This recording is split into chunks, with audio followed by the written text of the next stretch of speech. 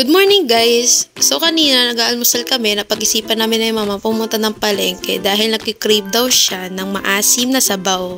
Gusto niya magluto ng sinigang. Kaya ako ito, sasamahan ko siyang pumunta sa palengke para mamili ng mga pangangailangan din namin sa araw-araw at mga ibabaon namin sa school. So ito, on the way na kami sa parang market. Tapos, ang una namin pinuntahan, syempre, yung palengke. Ayan. Una namin binilhan yung mga pang-almusal namin ni Flor sa umaga dahil ako, pumapasok ako ng 7 AM. Tapos, yung kapatid ko is 3 PM. So, sunod naman bumili kami ng mga karne para sa lulutuin nga namin sinigang. Sunod ay mga gulay, syempre. Nagsisinigang ka ba ng walang gulay?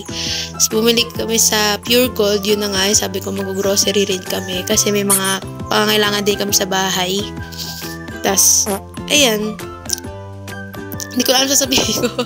Tas, konti lang yung binili namin dyan, halos puro chichirya tas hotdog yung binili namin.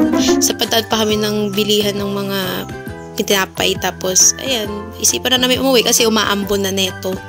Naantay ko na lang siya dyan. Tapos nakita namin yung papa ni Graciel. Hello po. So, on the way na kami neto sa bahay. Medyo tumitigil naman na yung ambon dyan. Tapos nakarating na kami sa bahay. Tapos sinalubong kami ni Pao. Pao!